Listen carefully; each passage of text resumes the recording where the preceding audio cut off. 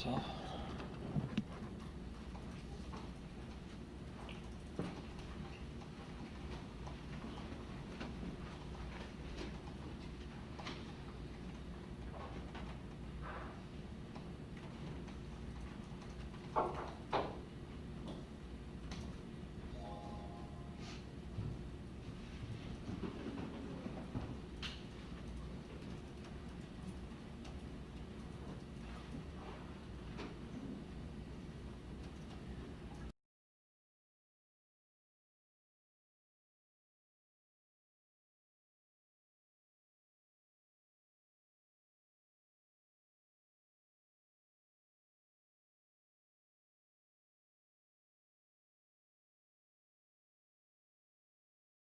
Okay. All right. I feel like you're already a pro now. Oh gosh, I am. I'm gonna have you say and spell your first and last name for me. First name is Randy Thronson, Thronson. I'm Swedish and Norwegian. That's because I got blonde hair. That's the way we are. Okay. So you're obviously out here. Tell me what you knew about Thomas. Well, I didn't know nothing about it. Just what could I see? But the guy that done it, that I heard about, was he used to come up here and plow my driveway, and he'd plow people's driveways, and I bought firewood from him. And he seemed like a nice guy, man. I mean, I had no problem with him. I mean, other than that, So what else do you want me to say?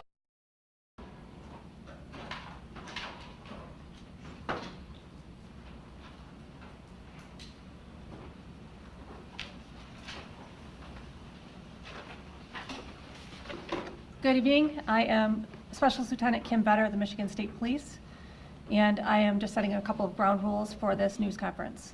We will have a couple of different speakers, and at the end we will have time for a few questions.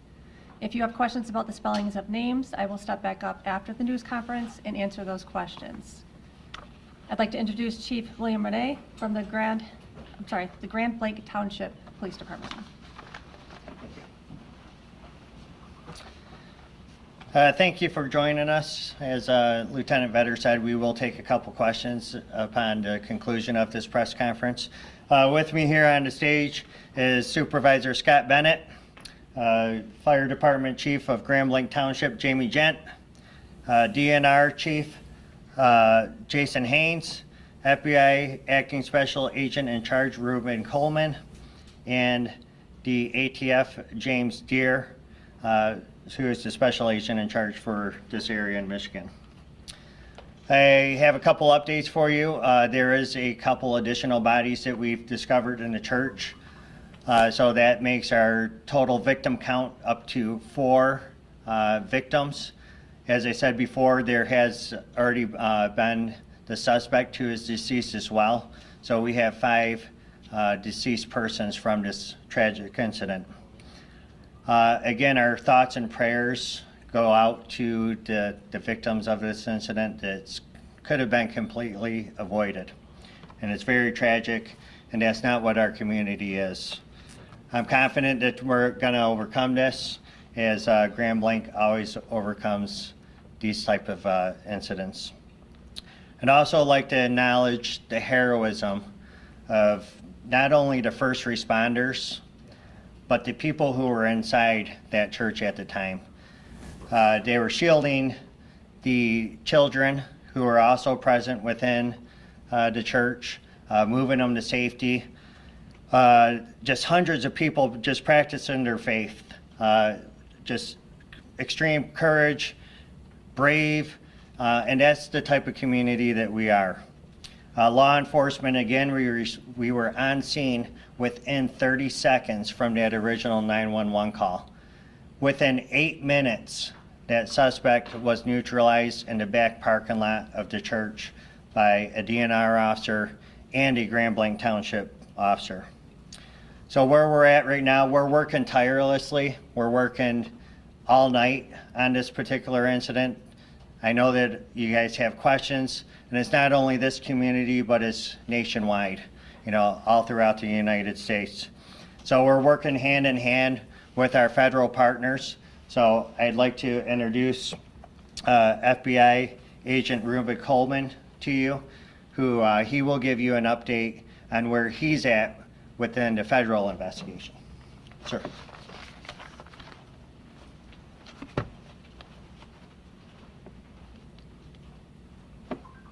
Thank you, Chief. My name is Ruben Coleman, and I am the Acting Special Agent in charge of FBI Detroit Field Office, which covers the entire state of Michigan. First, I want to sincerely express our condolences to the victims of this shooting, their families, and this entire community.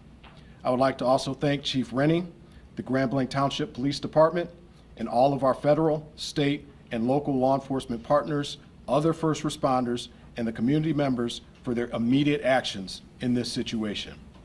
This act of violence has no place in our state or anywhere else in our country. The FBI is committed to continue finding out the facts, circumstances, and motives behind this tragedy. I can confirm at this time that the FBI is now leading the investigation and is investigating this as an act of targeted violence. FBI crisis response teams, such as our evidence response teams, SWAT, Special Agent Bomb Technicians, victim specialists were deployed to the scene. We also have special agents who are continuing to conduct interviews and intelligence and professional staff personnel providing research and analysis. I would like to thank them for their work on this case.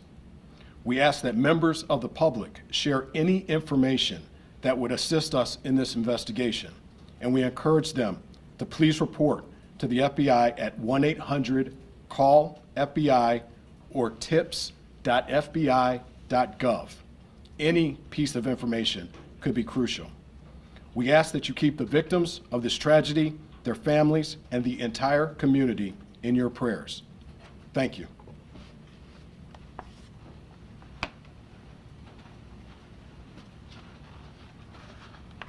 Thank you, sir. The Michigan State Police continues to respond to several locations throughout the community as we receive additional bomb threats at other locations. Please continue to stay vigilant, and if you see something suspicious, say something. Call the FBI tip line or call 911 to report suspicious activity. This incident is an active investigation.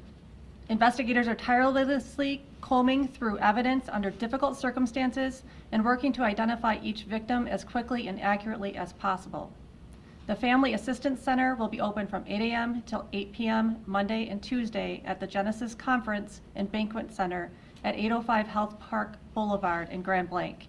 If you are still looking for missing family members related to this incident, you may call 248-705-7352 for assistance. The FAC is available to everyone in the community, victims, family members of victims, and community members seeking support who just want to talk. Trained counselors and victim services will be on site. We do not need volunteer counselors at this time, and we are not accepting donations of goods at this time. Please continue to monitor the Grand Blanc Township Facebook page for the latest updates. Once verified donation centers are made public, we will put those on the Facebook page. Also, the next update will be provided, update time will be provided on that Facebook page. And we'll open up to questions this time. Chief, has the church been clear of bodies or victims? And So- if you could answer at the podium, please. So as I said, we're working around the clock now. So we're working tirelessly to find additional bodies. So to answer your question, the entire church has not been cleared because it's a total loss due to the fire. So these first responders right now, they're in recovery mode. They're trying to fight through all the debris from the fire. So no, we have not cleared the entire church just yet. And do you know follow-up of the victims, the 4 dead? Can you say how many were shot or how many died as a result of the fire? I could say this, 2 have been shot as a result, or have been shot, 2 of the deceased. Chief, do you know how many people are unaccounted for? No, I don't know how many people are unaccounted for at this time. We do know that there are some that are unaccounted for. Can you explain a little bit about how the fire started at the church? I will leave that up to the ATF, Agent Deere. The question again?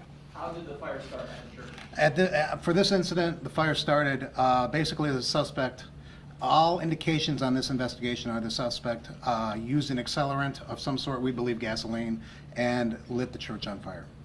Was it an IED that he may have used? There are, at this point, I'm not going to comment on IEDs. I will confirm that there were some suspected explosive devices that were located. But as far as using them to initiate the blaze, I can't say that. This scene is actively being investigated by ATF. Most people don't know that ATF is the federal arson police, and we have a team from across the country coming in, our national response team. It is a cadre of expert fire investigators that are coming here from across the country to investigate this scene and get to the cause or the origin and cause of this fire. Lieutenant Butter, we saw that there was possibly a bomb threat at the Meyer on Atherton and Center yesterday. Is that connected to this, and is the home that we saw being searched over there the home of the suspect? Yeah, that's all still part of the investigation. Sorry, that is still all part of the investigation. We're still working to determine if any of that is related. Can we speak to the motive?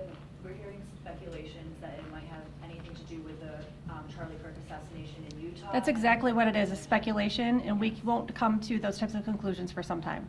Do you know if there's any connection between the suspect and the church or its members, any prior connection? Again, part of the investigation, we're not going to speculate at this time. Right now, we are working tirelessly to recover the victims of this incident and reunite families.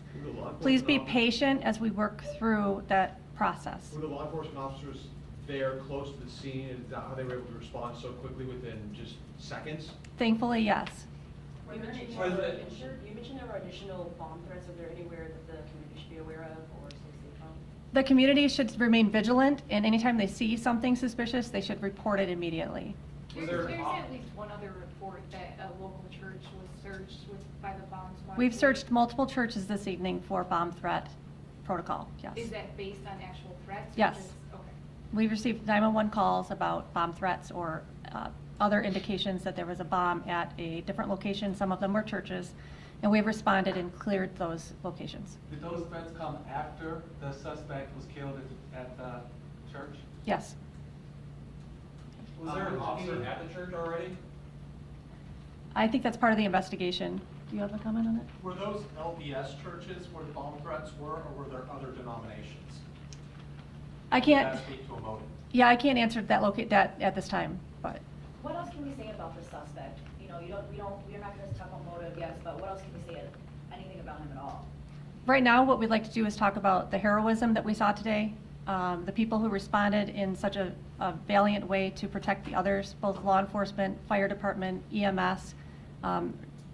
Everybody did an excellent job working together to keep people as safe as they possibly could. We stopped by Holy Family Catholic Church and there was a heavy police presence there. Is this at all connected to one of those bomb threats that you're mentioning? Is it potentially connected to the incident today at the LDS church? I don't have knowledge of that exact location. Do you have anything? Okay. That's going to be all for questions. I thank you for coming and appreciate the assistance. Can we get your name again, please? Sure. Yep. I'm Specialist Lieutenant Kim Vetter, Michigan State Police. Spell your last name, please. V-E-T-T-E-R. D is in Baker or D is in Victor? V as in Victor. Thank you. In any of the injuries, any of the people just injured by fire, by burns? We're still working on that. Can you get the spelling of the Thank you. patient is? Yep, thank you. Still just 8 people in the hospital? Sir? James Deere, D-E-I-R. D as in David, E-I-R. Okay, any other spelling? That's the only other questions we're taking. No? Okay. FBI, Acting Special Agent in Charge, Reuben, R-E-U-B-E-N, Coleman, C-O-L-E-M-A-N.